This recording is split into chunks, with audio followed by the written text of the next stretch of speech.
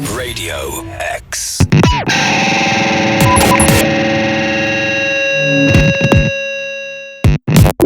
Right now, Ezra, I'm going to talk to you about something really important because last time I forgot to ask. I never asked you about Toy Story 4. I missed the opportunity. Oh, Toy Story 4? Well, yes. We had a conversation about who you play your music to first. But I want to know if your other half, Rashida, told you much about Toy Story 4 before it came out. Oh, here and there. Yeah. I mean, the truth is, I've seen very few Pixar movies. Right. You've not seen them? No, I know it's like a thing, and they're not just for kids and all that. But I really have missed out on a lot. I saw Toy Story 1. Yeah. But back when it came out. I thought you'd have been quizzed about your opinions on 4K and Duke Kaboom and all of that carry on. No, it's a real blind spot for me. I watched the very beginning of WALL-E once. That's a great film. And I was like, this is off to a good start. Yeah. But then I never got back in. Yeah, I'm curious. It's just it's never been the right moment, you know? Ezra, you've got so much fun ahead of you. Yeah, I've heard that. I believe it. Right, you're here to talk as well about new music. Another tune from Father the Bride, Sympathy, another brilliant tune. Can you just paint a bit of a picture about where you wrote that and how that one came together?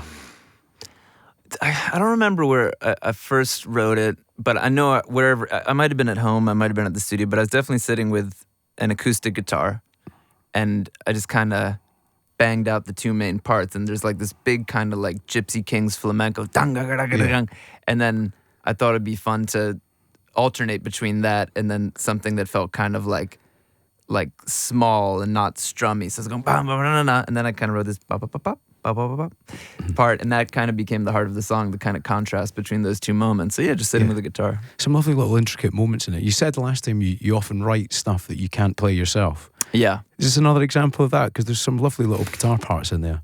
I definitely would find it very annoying to try to sing and play it at the same time. And that part in particular, if you really want it to sound like, you know, I could like pick it, but that's hard. Yeah. It's hard. What's the song about? It's called Sympathy. Is there anything in particular that relates to? Well, it relates to a lot of things, but it's the type of song that I like.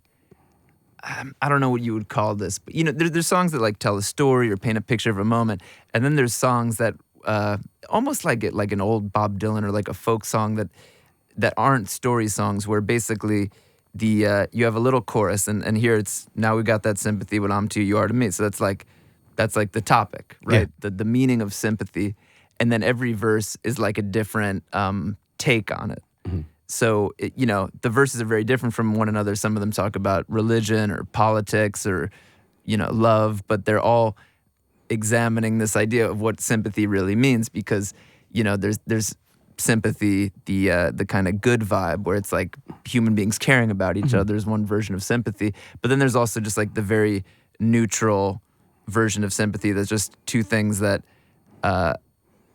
are connected or have a similar reaction, like sympathetic tones in music. If you make a tone and something else resonates, it's not because they're in love with each other, they care about each other, they're just, nature has, conspired to put them on in a type of relationship. And then you think about the misuses of sympathy, the way that our own sympathy can be twisted to make us support things or alliances that aren't necessarily good for the world. So I think I like that. Sympathy is a kind of complex topic. So this type of song where every verse is a different look is a good way to examine it. Now, we started with Harmony Hall, and the last time we were discussing baggy music, right? But it got me interested about other sort of British influences on your canon, for instance. Is there anything that you play, any covers that you do behind closed doors with the band as a bit of a warm-up or something just for fun? That's British? Yeah. I'm trying to think of that. I guess a lot of our covers have tended to be American.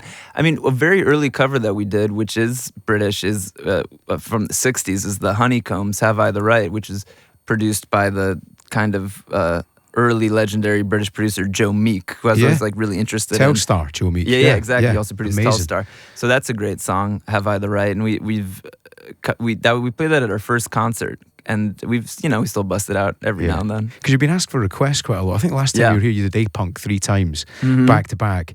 Is it not a bit dangerous asking for requests? Is there anything that's thrown you or anything that you've taken up? Because obviously you do stuff from your own catalogue. But right. Well, we'll occasionally get, if people know that we do a cover, they'll request it. The other night in Manchester, because we've played it before, a fan requested "Don't Dream It's Over" by Crowded House, and we know how to play it, so we busted it out. How did it go?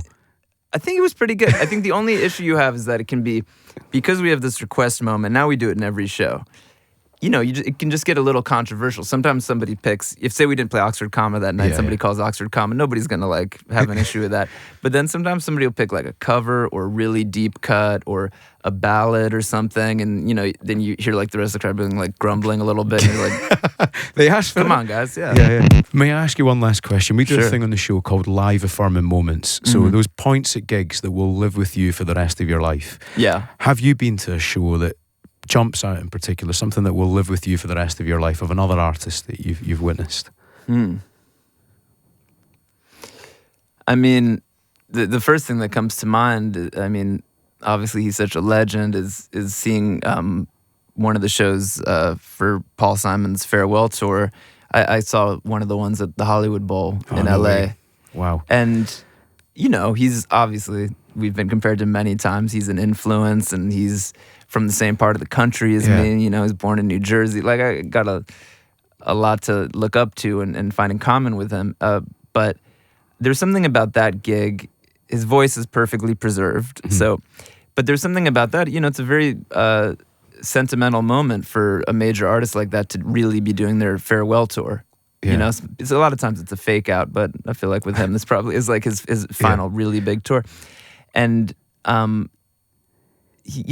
going through decades and decades of music, it's life affirming in the sense that whether you're an artist or not, just to say that, you're not just watching somebody put on a good show, you're watching their life. You're watching decades of songs that they wrote with different feelings and different moments. And I think if I recall correctly, in the set they saved Sounds of Silence till really, really late, maybe in the final encore. And there's just something about that. It's it's kind of a spooky song. It's just it's really gripping and kind of emotional. And it was interesting that after this dude playing songs from the 80s, 90s, more it's his last album, whatever, and then he kind of goes back to one of his first hits in the 60s, and you're just that's when it really was driven home to me. I was like, man, we just watched this dude's entire life. Yeah. And it was heavy.